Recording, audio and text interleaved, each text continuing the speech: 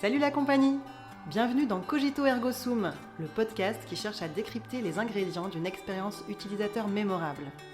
Moi c'est Margot, je contribue à créer des expériences utilisateurs fluides et intuitives sur des logiciels, portails web ou applis mobiles depuis 2014. À travers ce podcast, j'ai envie de m'inspirer des expériences des autres. Je suis convaincue qu'il y a plein de points communs dans la création d'expériences utilisateurs, quel que soit le domaine. La prof qui prépare son TP pour ses élèves, le restaurateur qui travaille son concept de restaurant, ou les parents enjoués qui préparent le goûter d'anniversaire de leur enfant. C'est ce qu'on va explorer dans ce podcast. Quelle est la secret sauce des porteurs de projets qui ont réussi à créer une expérience utilisateur mémorable? Cet épisode est la suite d'un échange initié dans un épisode précédent que je vous recommande d'écouter avant de débuter celui-ci. Embarquez avec nous dans la suite de cette discussion pour en apprendre plus sur ce sujet passionnant. Il y a des clients qui viennent te voir vraiment uniquement pour de l'évaluation de produits, c'est ça? Évaluation de packaging, évaluation de concept, vraiment sur de prototypes, c'est-à-dire que voilà, il y a encore que quelque chose, un dessin sur écran, voilà, mais on a envie de le tester le plus tôt possible pour savoir comment pour aller dans la bonne direction. Ou ça peut être après évaluation de produits finis, ou de nouvelles formules de cosmétiques ou de produits dans leur globalité. Voilà, on a à peu près tous les niveaux. Et on peut avoir des types très différents, des boîtes de médicaments, on a des choses très diverses, mais on essaye avec nos méthodologies d'évaluer surtout les émotions. Ok. Alors comment vous y prenez pour évaluer les émotions? Alors justement, on a plusieurs. Il n'y a jamais une seule façon de faire. Et c'est vraiment ce sur quoi on essaie de les amener à travailler. C'est que souvent, ils viennent avec une idée. C'est-à-dire qu'on vient en nous disant « Moi, j'ai envie de travailler sur les expressions faciales et j'ai envie d'analyser les expressions faciales. » Moi, j'ai envie... On a beaucoup de demandes comme ça, où juste sur... Ils savent, ou ils ont vu, ou ils ont lu, ou ils ont... Voilà. Et du coup, ils viennent avec une demande. Je veux de l'EEG, je veux savoir ce qui se passe dans le cerveau de mes consommateurs. Ou je veux uniquement des expressions faciales et je veux savoir analyser les expressions faciales. Et donc, on les accompagne déjà à se poser la question de est-ce que c'est vraiment l'outil qui va être pertinent par rapport à leurs besoins. Et ensuite, nous, ce que l'on est capable de faire, c'est de proposer des méthodes hybrides et qui, pour nous, font beaucoup plus de sens parce qu'en soi, chacune des méthodes apporte une réponse, un élément de réponse, mais qui n'est pas suffisant pour bien décrypter les émotions en temps réel. Donc, on va avoir effectivement des solutions plus physiques, filaires, avec des capteurs, ce qu'on appelle de réponse électrodermale, d'électrocardiogramme, d'électroencéphalogramme. On va avoir après d'eye tracking, ce type de choses, donc plutôt avec des capteurs, donc des solutions multicapteurs. Et puis on va avoir aussi une autre solution qui vient d'être aboutie et qui est à l'origine d'une nouvelle entreprise qu'on a créée qui s'appelle Visioneers. Donc aujourd'hui on a 2 entités. Et sur cette deuxième entité, au contraire, on essaie de se passer de tout hardware et au contraire d'utiliser uniquement la vidéo et le son, comme en fait on est en train de le faire là, pour aller décrypter les émotions en temps réel. Okay. Donc là, ce qu'on va faire, ça va être analyser le discours, donc la sémantique, mais aussi la façon dont c'est dit. Donc ce qui est dit et la façon dont c'est dit. Donc les émotions dans la voix, la prosodie, donc à quel point la tonalité ou la hauteur ou le timbre de la voix va varier. À nouveau, effectivement, les expressions faciales qui apportent des informations qui sont à notre sens insuffisantes, mais qui couplées à d'autres outils sont hyper intéressantes. À nouveau de l'eye tracking, ça va être aussi de la gestuelle, de la posture. Est-ce que j'oublie quelque chose? Du rythme cardiaque. Bref, on essaie d'aller coupler. Le rythme cardiaque à travers la vidéo? Ouais, il y a des modèles de machine learning, donc c'est des modèles de machine learning qui apprennent qu'on entraîne sur de l'analyse et qui sont capables de détecter le rythme cardiaque juste avec des micro-variations de la couleur de la peau. Ok. Et donc c'est un modèle, c'est presque... mon associé en parle mieux que moi parce que c'est lui spécialisé la tech, c'est pas moi. Mais c'est celui qui prend le modèle de machine learning qui lui prend le plus d'énergie sur les serveurs, justement pour faire tourner ça, juste pour pouvoir aller détecter les micro-variations toutes les millisecondes de couleur de la peau, pour aller détecter le rythme cardiaque, c'est ce qu'il y a de plus dur. Mais oui, en fait, c'est possible même à travers l'écran. Et donc, on essaie de faire des mesures hybrides. Alors, des fois, elles ne sont pas toutes pertinentes, mais un maximum d'essayer d'avoir de la multimesure pour essayer d'être plus objectif dans ce que l'on va transmettre. Parce qu'effectivement, on a vu que l'explicite, ce que les personnes vont verbaliser, ça a énormément de valeur, parce que finalement, c'est ce que consciemment, elles sont capables de rationaliser et de verbaliser sur le produit, mais que c'est souvent pas suffisant, parce que déjà on n'est pas très bon pour parler de nos émotions. Donc derrière on leur demande de scorer, les techniques classiques c'était plutôt scorer sur des échelles, à quel point elles ont ressenti ou pas les émotions, mais déjà on n'est plus dans l'émotion en temps réel, puisqu'elles sont plus en train de le ressentir, on leur demande a posteriori d'aller noter, et puis quand on en est à le 4e produit et puis la 20e émotion, on n'est pas sur quelque chose d'extrêmement objectif par rapport à l'expérience qu'ils ont réellement vécue. Donc ce qui est intéressant, en tout cas ce que nous on considère comme intéressant, c'est d'aller vraiment détecter en temps réel, du moment où il y a la première interaction, je vois le produit avant même de l'avoir touché, jusqu'au moment où je l'essaye, je l'applique, voire même j'en discute. Je peux aussi faire des retours d'expérience tous les jours, pendant un mois, de ce que j'en ai vécu, mais pour essayer de parler du produit pendant que je suis en train de vivre l'expérience. Donc vraiment voir en temps réel l'émotion qui est ressentie au moment où j'applique ma crème, au moment où j'interagis avec mon logiciel, au moment où je suis en train de le vivre, et pas moi a posteriori, ce que consciemment je suis capable de raconter de ce que je viens de vivre. Mais où je ne parle plus du petit irritant que j'ai eu, sur le coup, qui est pas, soit pas conscient, soit qui est pas... quand je le restitue, c'est pas forcément la priorité de ce que je vais verbaliser. Mais pourtant, si on a réussi à le détecter, si c'est finalement un irritant qu'on a détecté sur l'intégralité du groupe, peut finalement être quelque chose d'important à travailler, un axe important à travailler, parce que c'est quelque chose qui a gêné tout le monde à un moment donné et qui a pu faire en sorte que derrière on ait un désengagement lors de l'utilisation. C'est amusant, ça c'est quelque chose qui me questionnait pas mal, ce côté pendant versus après, jusqu'à ce que j'ai vu une conférence il y a plusieurs années. C'était Karine Lallemand, une chercheuse en expérience utilisateur, et qui parlait justement du fait que c'était très intéressant de s'intéresser à ce qui se passe après, et en tout cas à la mémoire qu'on a de l'expérience. C'est pour ça d'ailleurs que le podcast, c'est sur les expériences utilisateurs mémorables. J'ai choisi cette terminologie-là parce que je trouve que c'est important justement d'avoir cette notion que si tu t'en souviens en bien, c'est ça qui va te donner envie de revenir ou d'en parler autour de toi, et qui va créer finalement pour quelque chose à vendre, ou pour un service, l'engouement et du coup le succès. Et finalement du coup ça m'a vachement détendu sur ce sujet de finalement on évalue après et pas uniquement pendant, parce qu'en fait je me dis finalement c'est ça qui compte, c'est ça qui est...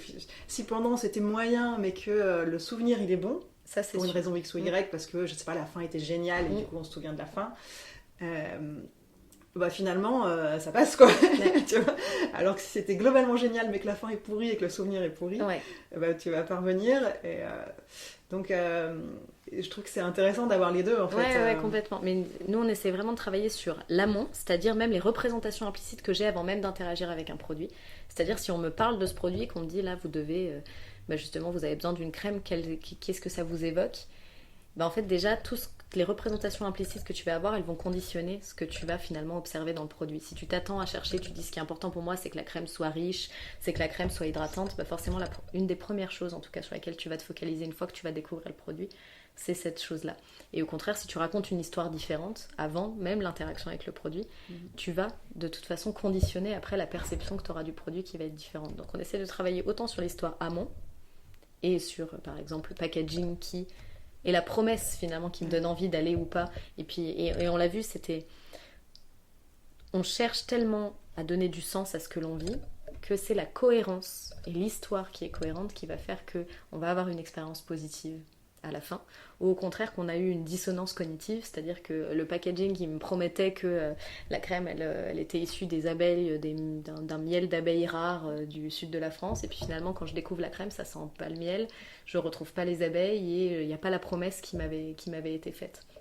Et même si la crème prise indépendamment, quand je fais que de l'analyse de formule, plaît, là une fois qu'elle est mise dans un packaging où on m'a fait une promesse qui n'est pas tenue, et là il y a un côté hyper déceptif, il y a une dissonance cognitive qui fait qu'à la fin j'en garde un mauvais souvenir et que j'ai moins apprécié le produit qui était identique.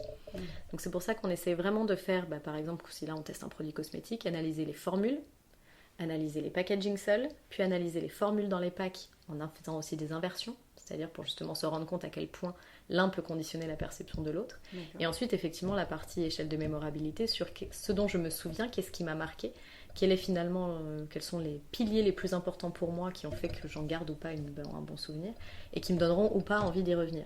Mais pour nous, ça c'est la dernière étape de finalement, je peux avoir l'intention d'achat et finalement je passe jamais à l'achat ou à la réutilisation parce qu'effectivement la dernière expérience n'a été pas positive ou que j'en garde pas un très bon souvenir, ou aussi parce que là on me l'a fait tester sur le coup, je la trouve chouette mais en fait j'en ai pas besoin. Donc j'ai pas de pertinence, il y a une pertinence de l'objet, mais j'ai pas de pertinence motivationnelle, c'est-à-dire que j'ai aucune motivation à acquérir ou à avoir ce type d'objet ou de logiciel. J'en ai pas besoin, donc forcément même si je l'ai trouvé chouette, c'est super, l'étude elle me dit tout le monde a adoré à telle étape, etc. Mais finalement j'aurais jamais d'acquisition client puisqu'en fait il y a personne qui en avait besoin. Tu l'évalues comment ça, cette partie-là? Je trouve que c'est pas simple. Ouais. Parce que effectivement moi ça m'est arrivé de faire des tests utilisateurs, des fois même avec vraiment des personnes qui étaient dans la cible, qui me disent c'est génial. Et derrière, échec marché, tu vois, parce qu'en fait, le modèle économique était peut-être pas bon, ou en tout cas, l'acte d'achat n'a pas eu lieu, quoi. Mais c'est vraiment pour ça que je pense que c'est important d'analyser à toutes les étapes, parce que ça peut être finalement le produit en tant que tel, quand je le teste, il me convient, j'en ai besoin, mais finalement, nous, on a eu une problématique comme ça, que je peux pas citer, mais d'un logiciel, pour le coup, d'une application qui est gratuite, qui, sur le principe, répond à un besoin qui est fort, donc tout le monde devrait pouvoir vouloir l'utiliser. Et finalement, ils n'arrivent pas à acquérir de nouveaux clients, alors que c'est gratuit et qu'il suffirait de la mettre, et qu'en plus, ça peut nous aider derrière. Et en fait, ils ont réalisé que c'est parce que c'était justement sur juste les petites étapes de comment j'entre mes informations, comment je m'enregistre, etc., qui était tellement longue, fastidieuse, pas claire, où je m'y perdais sur le site, etc., que finalement, il y avait trop d'irritants pour que la balance bénéfice-effort, elle n'était pas favorable. Donc on essaie vraiment d'analyser l'intégralité du parcours client, en sachant qu'il y a vraiment ce biais d'apogée fin, ce qui démarre et ce qui termine l'expérience va vraiment conditionner moi ce que je vais en ressortir. Et puis aussi le côté faire bien des rétextes, c'est-à-dire reparler aux gens après, 2 jours après, 1 semaine après, 1 mois après, pour savoir justement est-ce qu'ils l'ont utilisé. S'ils l'ont utilisé, finalement, ils ont pu aussi détecter des choses 1 semaine après en le réutilisant qu'ils n'avaient pas perçu à la première utilisation. Et ça, c'est extrêmement intéressant parce qu'on peut aussi avoir un taux en tout cas perdre, j'ai plus le mot en français, du churn, mais en tout cas perdre des clients qui achètent une première fois mais qui ensuite ne rachèteront pas. D'accord. Du coup, on va pas pouvoir essayer de les fidéliser, donc il y a aussi cet aspect fidélisation client. Donc c'est important de les entendre à différentes étapes pour savoir ce qui a pu faire que finalement, dans une routine, si je reviens à mes exemples beauté, mais sur une routine beauté, j'ai pu tester un produit où j'ai trouvé ça super chouette de me faire un nouveau massage avec un nouveau produit qui permet de masser en même temps que j'applique ma crème. J'ai trouvé ça super fun, super ludique au départ, j'ai adoré. Banco, j'achète, mais derrière à l'utilisation, me faire le massage pendant 5 minutes pour réussir à faire pénétrer la crème tous les matins alors que j'ai 4 minutes 30 pour me préparer avant d'emmener les enfants à l'école, c'est quelque chose finalement que j'ai pas forcément intégré dans ma routine beauté et donc sur lequel je suis pas revenue. Donc j'ai eu une bonne première expérience positive, mais je ne l'ai pas ancrée dans mes nouveaux automatismes et mes nouvelles habitudes. Et donc on a vraiment un travail à faire là-dessus sur quels sont aujourd'hui les automatismes qui sont les miens, les rituels qui sont les miens, et où du coup va s'insérer cette nouvelle utilisation pour savoir comment accompagner en fait la ritualisation pour être sûr qu'ensuite je vais pouvoir l'utiliser facilement tous les jours à une heure précise. Je sais pas, sur un logiciel par exemple, avoir aujourd'hui de plus en plus de gens enlèvent les notifications parce que justement pour éviter d'avoir trop de sollicitations, mais avoir la bonne notification au bon moment qui est le créneau où je vais pouvoir revenir sur l'app parce que sinon après je finis par l'oublier. Enfin moi ça a été typiquement ça avec toutes les applications, Instagram, Facebook, et pourtant Dieu sait à quel point ils sont forts pour rendre ces applis addictives. Mais applis que tu trouves sympa sur le coup, si ça ne rentre pas dans ton quotidien et dans tes rituels de prendre l'habitude tous les jours d'aller les explorer, finalement tu réalises qu'un mois après tu y es allé 1 fois, que 2 mois après tu y es allé 3 fois dans le mois, et puis à la fin en fait tu t'enlèves l'appli. Et moi finalement je les ai toutes enlevées et j'en ai aucune aujourd'hui, mais pas parce qu'elles sont pas bien et que sur le coup elles sont pas, mais justement parce qu'elles s'intègrent pas dans mon quotidien. Donc il y a aussi ce côté de comment je vais faciliter la ritualisation et la réutilisation du produit. Et ça c'est difficile parce qu'aujourd'hui on est tellement sollicité avec des innovations partout, avec des pubs partout, avec des nouveautés tout le temps, que soit on se met dans une logique où on a envie d'être à la page et en fait on essaie de suivre le mouvement, mais du coup ça oblige à se former à de nouvelles choses, en tout cas à s'adapter à de nouvelles choses au quotidien, à essayer tout le temps des nouveautés, etc. Soit finalement on reste sur nos automatismes, sur notre pilote automatique, et en fait on fait comme on fait tout le temps, et donc une nouvelle innovation elle peut être hyper bien si elle répond pas à un besoin précis qui va me faciliter la vie. Finalement je vais revenir sur ma balance bénéfice-effort, ça va me demander plus d'efforts que le bénéfice que ça va m'apporter sur du court terme, et du coup je l'abandonne, quoi. Ouais. Donc nous c'est ce qui est difficile dans les entreprises qu'on accompagne, c'est que la plupart sont des entreprises du luxe. C'est-à-dire que c'est des produits qui se veulent très émotionnels, donc qui vont toucher la corde sensible et qui justement peuvent devenir addictifs et les gens le veulent, mais où on peut aussi, parce qu'on essaie de créer des nouveaux besoins, en fait se planter parce qu'il y a déjà tellement de choses proposées sur le marché que les consommateurs, même un très bon produit, ils vont facilement retourner à celui pour lequel ils ont l'habitude de l'acheter parce qu'ils ne se posent pas de questions et qu'une fois devant leur linéaire, ils le prennent et puis ils savent que ça marche et puis ils en sont satisfaits. Et on ne se pose pas la question au quotidien de est-ce que chaque produit que j'utilise ou chaque interaction que j'ai, est-ce qu'elle pourrait être meilleure? Est-ce qu'il n'y aurait pas un nouveau produit qui existe qui serait plus efficace? Si on est satisfait de ce qu'on vit au quotidien, on n'a pas forcément besoin d'aller chercher quelque chose en plus. Donc c'est ce qui est difficile quand on accompagne les clients, c'est que c'est pas seulement se dire il faut que je crée des expériences mémorables ou que je crée un produit qui plaise, mais il faut que je crée un produit qui plaise assez pour que certains clients qui ont déjà le même produit abandonnent le leur pour passer au mien. Ouais. Et c'est ça qui est difficile, parce qu'il y a tellement de concurrence et tellement d'autres produits qui existent que là c'est accepter que certains perdent leurs habitudes, achètent peut-être ailleurs, achètent peut-être différemment pour essayer d'acquérir mon produit à moi. Ouais, c'est ça, changer les habitudes, c'est quelque chose d'hyper compliqué. C'est le plus compliqué. Déjà, moi du coup, je bosse sur des logiciels professionnels où les gens, ils n'ont pas le choix finalement. Alors c'est peut-être d'autant plus compliqué que ça leur est imposé, mais on sait que voilà, parfois c'est très difficile pour les gens de prendre des nouvelles habitudes, de passer d'un vieux fichier Excel à une application, même si l'application elle fait pas gagner beaucoup de temps, c'est quand même un changement. Et on a intérêt que l'expérience elle soit vraiment top pour qu'ils s'en plaignent pas. Mais du coup, c'est vrai, quand c'est à toi de faire cet effort de changer, j'imagine qu'il y a aussi des notions de personnalité, des gens qui sont plus ouverts, plus d'attrait à la nouveauté, c'est nouveau, j'ai envie d'essayer, c'est qu'il y a un côté excitant, puis il y a les autres, il y a des profils où c'est plutôt, dans tous les cas, changer, ça va me demander un effort, et mon cerveau, par principe du moindre effort, si aujourd'hui il a déjà quelque chose qui fonctionne, et une solution qui fonctionne par rapport aux objectifs qu'il a, pourquoi en changer? J'ai un client justement dans l'industrie qui me disait que dans son entreprise, il y a deux métiers. Il y a un métier justement de maintenance que j'évoquais tout à l'heure. Et puis, il y a un métier de plus d'innovation, d'aller améliorer dans des entreprises, dans des industries, les choses pour aller vers des machines plus écologiques qui consomment moins, etc. Et qu'en fait, il voit une différence sur tout ce que lui il propose. Lui, il est plus côté logiciel, quoi. Et entre ces deux populations, que ceux qui sont plus dans la maintenance, dans la gestion des problèmes au quotidien, la nouveauté, ils n'ont pas du tout envie en fait. Ils interprètent ça comme ils ont déjà des problèmes tous les jours, ils doivent gérer des problèmes. Et du coup, aller tester un truc nouveau, pour eux, c'est forcément... ils voient ça sous le prisme des problèmes. La perte de temps. Alors que ceux qui sont dans l'amélioration de l'existant, dans essayer de voir un futur plus sympa, ils ont un attrait beaucoup plus important vers ça. Non, mais il y a une mission là qu'on démarre là, à la fin du mois de juin, qui est vraiment sur ce sujet-là, où vu qu'on travaille beaucoup avec des experts, donc des gens qui sont très experts de leur sujet, mais qui du coup finissent par acquérir des automatismes et un peu une dynamique de on fait toujours comme on fait tout le temps, et puis une dynamique plutôt orientée problème, à détecter tous les problèmes tout le temps que orientée solution. Et donc effectivement, quand on leur propose de nouvelles choses, ils ont un côté, mais on a déjà tellement d'injonctions, tellement de changements en fait à vivre en ce moment dans les entreprises, que me rajouter un changement supplémentaire sur un logiciel, une nouvelle façon d'aborder quelque chose qu'on fait déjà, etc. Il y a un côté, le millefeuille de changement est trop important, et du coup ils n'ont pas envie d'y aller, ils n'ont même pas envie d'essayer, même alors que ça va répondre à un besoin et que demain ça pourra leur faciliter la vie, etc. Mais sur le coup, ils sont dans de la gestion d'urgence, dans de la gestion de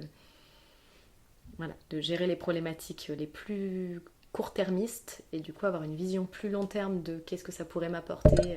Voilà, accepter de perdre du temps pour apprendre à utiliser quelque chose de nouveau pour demain gagner du temps, gagner de la valeur ou gagner de la performance. Bah, c'est quelque chose qui, même d'un point de vue cognitif, n'est pas intuitif. Ouais, le coût à court terme, à court terme, il est fort. Et quand on est dans certaines entreprises ou dans certains contextes où on est sous pression, où on est un peu écrasé par les urgences, bah, du coup on n'a pas ce temps même cognitif pour se dire tiens, j'aurai le temps d'explorer de perdre mon temps à essayer quelque chose. Sans savoir si vraiment si ça va marcher. C'est un risque en fait.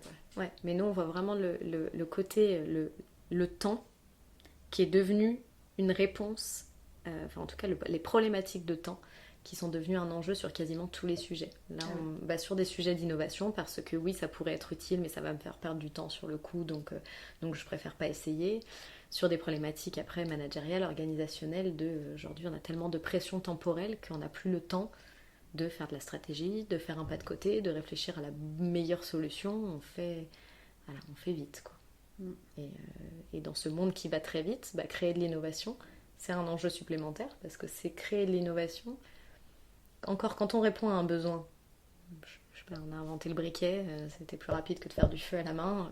À mon avis, l'innovation, elle a été plutôt rapide l'adoption de l'inno, elle était plutôt rapide et facile. Quand aujourd'hui, on est beaucoup dans, finalement, créer de nouveaux besoins. Sur certaines innovations, on essaie de créer... et c'est beaucoup plus dur à adopter, quoi. L'adoption et l'appropriation sont plus difficiles. Si je reviens sur l'évaluation, parce que c'est de ça dont on parlait à la base, c'est quoi les méthodes que tu utilises ou les critères, je sais pas, la taille de l'échantillon, comment tu t'y prends de manière un peu plus concrète? Ouais, alors initialement, la taille d'un échantillon, après c'est des questions de seuil statistique, ça dépend de ce qu'on va vouloir évaluer. Quand on est sur un panel avec une cible assez bien définie ou avec une cible qui est plutôt homogène, on dit une trentaine de participants, on atteint un seuil statistique qui est satisfaisant, donc ça peut suffire. Quand on est sur des problématiques plus complexes où on va devoir analyser plusieurs variables, voire même plusieurs sous-groupes, parce qu'en fait à l'intérieur du groupe il y a des gens qui ont des âges différents, finalement même des couleurs de peau différentes. Donc sur des problématiques cosmétiques, c'est extrêmement important. Dans ce cas-là, il va falloir faire énormément grandir le panel pour essayer de faire en sorte que toutes nos analyses, ensuite nos sous-analyses, puissent quand même avoir un seuil statistique qui soit important. Donc en fait, nous, nos choix de taille de panel ne sont que guidés par des formules statistiques bêtes et méchantes sur quelle est la puissance de l'effectif nécessaire pour trouver l'effet, pour trouver l'effet que l'on cherche. Après, ça va dépendre de où on se situe dans le projet. C'est-à-dire que quand on teste un prototype, qu'on est en phase très amont, en tout cas, et qu'on a envie d'avoir des premiers, en tout cas de le confronter le plus rapidement possible, on n'a pas besoin de faire une étude auprès de 200 consommateurs. Si déjà on en entend 10, 20, 30, et qu'en plus on arrive à trouver ces invariants, ces dénominateurs communs entre un panel même petit, ça peut être déjà pertinent. Et d'autant plus maintenant qu'on utilise cette méthodologie-là à travers Visioneers que l'on a développée, qui nous permet d'aller détecter beaucoup plus finement. Déjà, on détecte en temps réel, donc finalement on détecte un nombre de mesures qui sont extrêmement importantes. On détecte en hybride, c'est-à-dire qu'à chaque fois qu'une phrase est dite, finalement on analyse la phrase, son contenu sémantique, les émotions dans la voix, où est-ce qu'on a regardé, qu'est-ce qu'on était en train de faire au moment où on était en train d'interagir et qu'on verbalisait ça, etc. Donc finalement, on multiplie tellement les mesures qu'on arrive à avoir des mesures qui sont beaucoup plus fortes. Et donc on peut réduire les panels, réduire aussi les temps, parce que souvent on fait parler les gens assez longtemps, puis on réalise qu'en fait les émotions qu'ils vivent, elles sont dans les premières secondes, premières minutes, et qu'au bout de 3 minutes après ils rationalisent, ils verbalisent, ils répondent, mais ils sont plus dans l'émotionnel. Donc finalement c'est plus ce qui guidera leur choix, leur satisfaction sur l'expérience qu'ils ont vécue.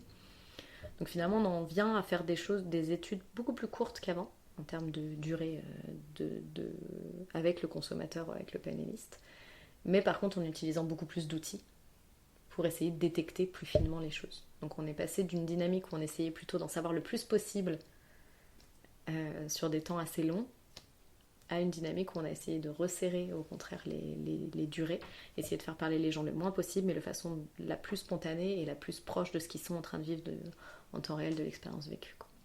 Ok. Et par contre de les entendre plusieurs fois, ça c'est quelque chose vraiment qui revient. c'est de ne pas uniquement analyser quand ils découvrent le produit ou quand ils découvrent l'outil, mais ensuite d'avoir leur feedback à une semaine, leur feedback à un mois, leur faire réutiliser le produit et voir aussi les automatismes qu'ils ont acquis. C'est-à-dire que la façon dont la première fois, ne le connaissant pas, ils ont pris le temps de regarder un certain nombre de choses, et puis finalement, un mois après, comment ils le réutilisent. Parce que des fois, il y a des choses très intéressantes à voir sur comment j'ai interagi la première fois avec le produit, où j'ai respecté peut-être le rituel, le manuel qu'on m'avait mis à côté, puis la façon dont moi je me suis créé ma propre expérience et dont je l'utilise aujourd'hui pour que ça réponde à moi, ma routine, ou moi la façon que j'ai de faire. Ou même si je prends un exemple de logiciel, au départ on peut leur demander d'aller cliquer là, ils vont tout regarder, ils vont voir le bas parce qu'ils vont prendre le temps de tout regarder parce qu'ils sont face à quelque chose qu'ils ne connaissent pas. Et puis un mois après, on voit quand ils interagissent, ils appuient tout le temps sur le même bouton, ils font parfois quelque chose qui est plus long à faire pour arriver au même résultat parce qu'ils ont oublié qu'il y avait un raccourci ou quelque chose de plus rapide à faire, mais parce qu'ils ne l'ont pas ancré dans leurs habitudes. Donc c'est intéressant de voir comment on a interagi, enfin comment avec l'utilisation, on a transformé parfois l'objet qu'on n'utilise plus de la même façon. Ouais. Donc pour ça, il faut déjà avoir un produit fini ou quasiment fini. Un produit fini ou en tout cas quelque chose, parce qu'on le fait aussi avec du 3D, enfin avec du digital, mais en tout cas quelque chose à montrer au client avec lequel il va pouvoir interagir, passer du temps à regarder dessus. Du 3D, tu vas pas lui demander 2 semaines après comment tu vas non, mais il pourrait demander en tout cas qu'est-ce que ça représente pour lui, qu'est-ce qui lui plaît sur ce produit-là. Puis un mois après, finalement, quel est son souvenir, quel est son souvenir, est-ce que finalement, qu'est-ce qui aujourd'hui lui saute aux yeux, et voir au bout d'un mois, finalement, le premier jour, il a peut-être lu toutes les petites informations, il s'est peut-être intéressé, puis même au niveau de l'eye tracking, il a pu regarder 3-4 éléments qui étaient importants pour lui. Et puis finalement, un mois après, c'est une chose qui lui attire l'attention. Du coup, tu le représentes, si c'est une maquette par exemple, tu le représentes un mois après. On leur demande, on fait une partie mémorabilité, donc de quoi ils se souviennent et à quelle catégorie ça se rattache. Est-ce que, quelle est la catégorie du souvenir. Et puis ensuite, après aussi de revoir le produit et de voir aujourd'hui, une fois à froid, finalement, s'il devait changer quelque chose sur le produit, qu'est-ce que ce serait. Parce qu'en fait, souvent, cette question à chaud, les résultats sont absolument pas... il y a peu de choses intéressantes qui en ressortent. Parce qu'en fait, ils viennent de le découvrir, ils sont déjà dans l'interaction, ils n'ont pas encore eu le temps de mûrir l'utilisation, de réfléchir vraiment à comment ils pourraient l'utiliser. Du coup, leur demander à chaud, finalement, qu'est-ce qui changerait sur le produit. Souvent, on enfonce un peu des portes ouvertes, ils disent des choses qui ne sont pas forcément pertinentes. Alors qu'un mois, ou une semaine après, en tout cas, à distance de l'utilisation, si en plus ils l'ont eu dans les mains et qu'ils ont pu vraiment l'utiliser, souvent là, ce qu'ils vont pouvoir verbaliser en termes d'amélioration ou d'évolution pertinente sur le produit ont beaucoup plus de valeur que quand ils le disaient à chaud. Ça, je vois assez bien le transfert, parce que dans tout ce que tu me racontes, à chaque fois en même temps, je réfléchis, est-ce que je peux l'utiliser dans mon domaine ? Et ça, je vois assez bien le transfert, effectivement, même avec des maquettes. On a un projet qui va peut-être démarrer bientôt, qui sera en lien avec le domaine de la santé, hospitalier ou laboratoire. Et je me dis, ça peut être vraiment intéressant, effectivement, d'aller, quand on va faire des tests utilisateurs, et de retourner voir les gens, effectivement, 2-3 semaines après, un mois après, pour pour obtenir ce genre de feedback à froid, d'autant qu'entre-temps, alors ils ne l'auront pas utilisé, puisque ce sera une maquette, en tout cas au début, mais par contre, ils auront pu y réfléchir, et vivre des expériences dans leur quotidien professionnel, et se dire, tiens, là, ça aurait été pratique, au contraire, là, ça m'aurait manqué telle ou telle chose. Exactement, là, ça m'aurait manqué, ou là, par rapport à ce qu'on m'a proposé, là, en fait, je réalise que là, s'il fallait que je l'iPad en même temps et que je suis en train de rentrer en même temps que je suis en train de faire autre chose, en fait, c'est ce qu'on avait mis dans le cahier des charges, mais en fait, ce serait pas pratique, donc il y a peut-être un irritant qui serait à ce moment-là. Bref, qu'ils aient le temps de s'imaginer au quotidien, est-ce que... Finalement, à quel point ça peut les aider. Que j'ai jamais utilisé du carnet de bord.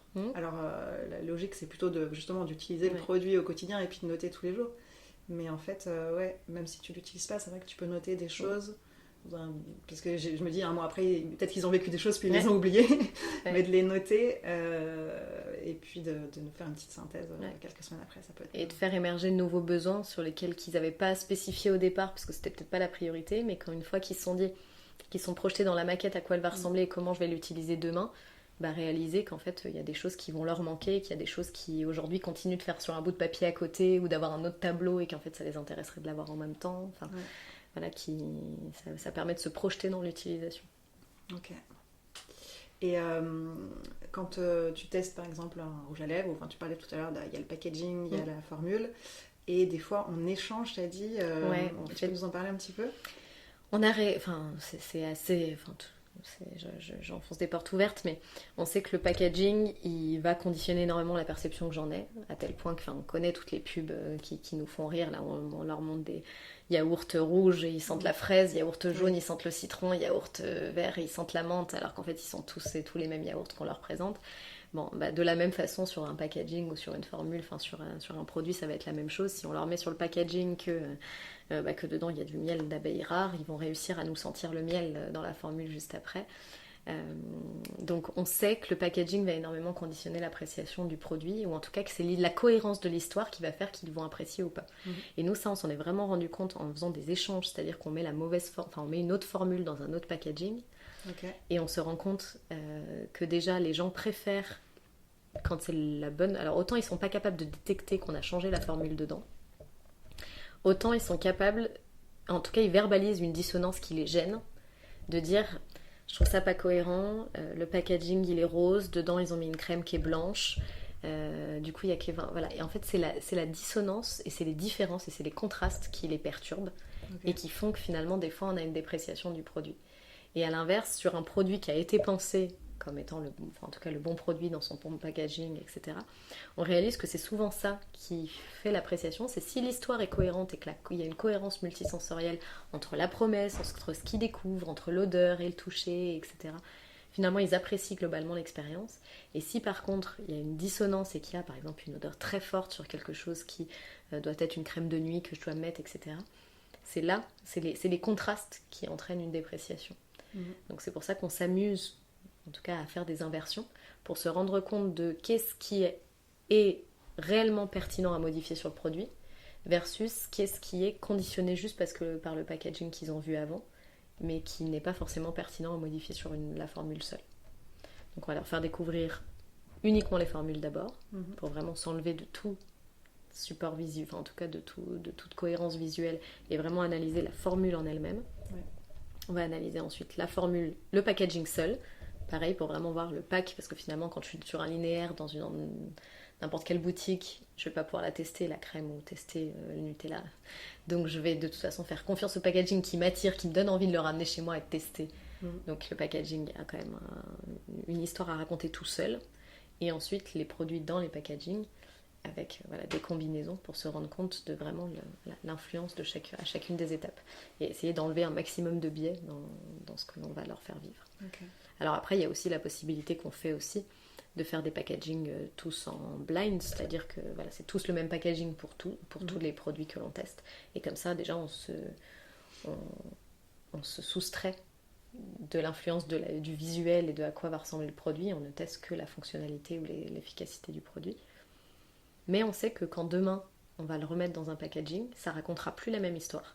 Parce que si là c'était dans une petite boîte noire froide et qui me racontait rien, et que j'ai testé de but en blanc quelque chose, ce sera pas la même chose qu'une fois que j'aurai été surpris ou été emballé, ou au contraire été un peu refroidi par le pack, et qu'ensuite je vais le tester. C'est vraiment une histoire de cohérence en fait. C'est vraiment une histoire pour le coup de sens et d'histoire, quoi. Par rapport à ce que tu disais tout à l'heure justement de la cohérence entre tout ça, ça me donne l'impression que finalement c'est vraiment l'ensemble qu'il faut tester, et que tester tout seul l'un ou l'autre, finalement je sais pas, qu'est-ce que ça apporte. Ça va tout de même permettre de dire justement d'un point de vue purement sensoriel et fonctionnel, et quand je vois le produit, est-ce que en dehors de tout packaging je peux finalement être moins fan de la couleur, que l'odeur me gêne, etc. Une fois qu'on m'a mis le mot dessus, tu vois, des fois ça arrive qu'à l'analyse de la formule ils trouvent que l'odeur est pas hyper agréable, ou ils n'arrivent pas à l'identifier, et du coup le côté ils n'arrivent pas à donner du sens, les perturbe. Donc ils sont là, l'odeur, je sais pas si j'aime ou pas, parce qu'en fait ils savent pas ce que c'est. Mais une fois que c'est mis dans le packaging et qu'on leur a dit ce que c'était, de la lavande avec du je sais pas quoi, et ben là ils reconnaissent, ou ils pensent reconnaître quand on fait des échanges, mais en tout cas. Et donc ils ont l'histoire, donc finalement ils ont une appréciation qui est plus forte. Donc c'est quand même intéressant de les voir dissocier, surtout quand on va faire cette fois de la comparaison. C'est-à-dire se rendre compte s'il y a un produit qui est plus apprécié que l'autre parce que justement il y a l'intensité de l'odeur qui va être plus forte. Ils vont aller plus dans le détail quand il y a le produit seul que quand il y a le packaging. Ils sont tellement conditionnés par ce qu'ils ont vu dans le pack que finalement ils vont retrouver dans la crème ce qu'ils auront vu dans le pack avant. Ce qu'ils auront lu dans le pack. Ce que je veux dire, c'est que vu que c'est ça qui va être vêtu au final, l'ensemble, peu importe, j'ai l'impression que peu importe ce qu'ils vivent avec le produit sans le packaging, finalement, tu vois, même s'ils aiment pas trop l'odeur, si une fois que c'est dans le packaging, ils l'aiment bien, c'est ça qui compte, parce que c'est ça qu'ils vont vivre au final. Ouais, mais vu qu'on essaye, en tout cas dans les marchés sur lesquels on travaille, où on vise l'excellence et on vise, on va dire la perfection, en tout cas de la création, on est obligé de passer par cette phase de dire la crème seule, si justement je la mettais dans un packaging Lidl, elle devrait quand même convaincre les gens. Et si je la mets dans un packaging Chanel et que là j'ai le côté luxe, etc., je dois pouvoir, en tout cas, dans tous les cas, convaincre le client. Et donc c'est le côté, le but c'est pas que le packaging raconte l'histoire à la place du produit, c'est d'abord, dans toutes ces maisons-là, c'est d'abord l'efficacité du produit, et une fois qu'on est sûr que le produit est efficace et qu'il est parfait, et qu'il est, là on va chercher l'histoire qu'on va lui mettre autour. Mais ça part toujours du produit en tant que tel, quoi. Parce que c'est ça qu'on vend et c'est ça qui a de la valeur. Et tu parlais de comparaison là, du coup, c'est quoi que tu fais en général? C'est plutôt sur les mêmes personnes comparer deux produits ou plutôt un seul? Ça va dépendre. Quand ça peut être un même panel où on va comparer un produit, par exemple un bench, un concurrent de la même gamme, en tout cas qui a les mêmes promesses. Et donc déjà, il faut trouver le bon bench qui va être le bon comparatif. Le problème juste quand on fait donc ce qui est intéressant, parce que du coup c'est aujourd'hui un produit par exemple qui marche sur le marché, dans le même segment, près de la même cible, où on sait qui convainc les gens, puis du coup avant de lancer nôtre, en tout cas un autre produit, on essaie de comparer par rapport à ce bench ce qui est vécu. Mais on a remarqué que vu que les gens, on ne perçoit de toute façon que par contraste, ce qui va me paraître trop fort et trop fort par rapport à la crème que j'ai sentie avant, ou pas, qu'il y a beaucoup on perçoit beaucoup par contraste. Donc en fait, comparer deux produits va entraîner de toute façon une comparaison de l'un par rapport à l'autre. Et donc on va avoir du mal à savoir objectivement sur le produit ce qu'il a provoqué ou ce qui a plu sur le produit. Donc de plus en plus, on essaye plutôt de faire des panels uniques où chaque panel ne reçoit, ou ne teste qu'un seul produit. Et du coup, il y a moins ce côté comparaison. Et on s'assure évidemment que les panels sont assez identiques pour qu'il n'y ait pas en tout cas qu'ils n'expliquent pas les différences qu'on observe. Mais où chaque panel, cette comparaison mais sur des gens différents. Exactement. On garde la comparaison mais sur des gens différents pour voir toujours cette recherche d'invariants de qu'est-ce qui a plu sur l'un, qu'est-ce qui a plu sur l'autre. Mais finalement, chacun comment il a raconté son histoire en évitant qu'on puisse comparer l'un par rapport à l'autre. Alors même si après on randomise et qu'on fait en sorte que le premier que j'ai observé soit jamais le même, en fonction au sein du groupe, on les présentait dans des ordres différents pour éviter justement l'effet du groupe. Il n'empêche qu'en termes de verbatim et de ce qui est dit et de ce qui est vécu, on le voit, la première crème c'est plus objectif parce que c'est la première qu'ils découvrent, donc ils aiment pas, ils ont des ressentis assez francs. Et puis sur la deuxième, ça va être mais celle-là je la trouve plus grasse que celle d'avant, mais en même temps l'odeur je crois que je la préfère à celle d'avant. Et ils vont tout de suite être dans le comparatif. Donc on a plus de mal après à extraire de la valeur propre du produit, vu qu'on peut pas, même si on a beau leur dire de ne pas comparer et de tester chaque produit indépendamment, notre cerveau marche pas comme ça. Notre cerveau il marche par contraste. Si je vois un bleu après un jaune, de toute façon je suis influencée par le fait que j'ai vu un jaune avant, donc je le trouverai plus vif. Bref, je suis forcément influencée par ce que j'ai vécu juste avant ou juste après, ou ce que je vais vivre juste après. Donc on fait de plus en plus de la un panel avec un seul produit. Et on en tire des choses intéressantes. Après, le seul enjeu est de s'assurer que les panels soient tous les deux qualifiés de la même façon, de façon à ce qu'il n'y ait pas d'effet du panel. Mais ça marche bien. Ok, ça marche. Est-ce que tu as un exemple en tête que tu pourrais pour illustrer un petit peu tout ça? Sans citer de client ou de vraie étude, ça va être compliqué. Sans dire quel client, de quel client il s'agit, je sais pas. Non, mais là, typiquement pour les crèmes, nous on a vraiment vu une différence dans ce qui était verbalisé. Et en fait, je pensais même à un logiciel où on l'a fait. Alors là, pour le coup, ils comparaient à quelque chose qui existait, ils essayaient de se positionner autrement, en tout cas de dire Aujourd'hui, il y a déjà plein de plateformes qui existent. Nous, on aimerait faire autrement. Et donc, on avait essayé de faire du comparatif entre les deux. Sauf que effectivement, le problème du comparatif, c'est que je suis toujours en train je comparais la plateforme par rapport à l'ancienne plateforme, mais finalement, ce qui n'empêche pas que quand je découvre la plateforme tout seul, si c'est fluide, c'est intuitif, j'arrive à trouver ce que je veux, finalement, l'adoption et l'appropriation, elle peut être super forte, même si finalement, j'ai perdu. En fait, quand je suis dans la comparaison, je vais parfois bloquer sur, finalement, le bouton, il était en haut à droite, et maintenant, il est en bas à gauche, du coup, ça me gêne, mais est-ce que ça me gêne parce que c'est la position qui ne convient pas ? Ou est-ce que ça me gêne parce que en fait, c'est différent et que je viens juste de vivre différemment et donc ça m'oblige à faire une petite gymnastique et une petite flexibilité mentale, à me dire je vais le trouver à un endroit différent. Donc, alors que le côté une seule utilisation, une seule découverte, au moins on essaie de voir si le parcours est fluide, si j'arrive à trouver les informations qui sont nécessaires sans comparer avec, avec ce que j'ai observé avant. Okay. Merci d'avoir écouté cet épisode. N'oubliez pas de vous abonner pour ne pas manquer la suite de cette discussion. Restez à l'écoute, car dans la suite, nous allons plonger encore plus profondément dans notre sujet. Pour continuer à échanger, questionner et explorer les thématiques autour de l'expérience utilisateur, retrouvez-moi également sur TikTok, vous trouverez le lien en description. C'était Margot dans Cogito Ergo Sum, et je vous retrouve très bientôt pour la suite de notre échange.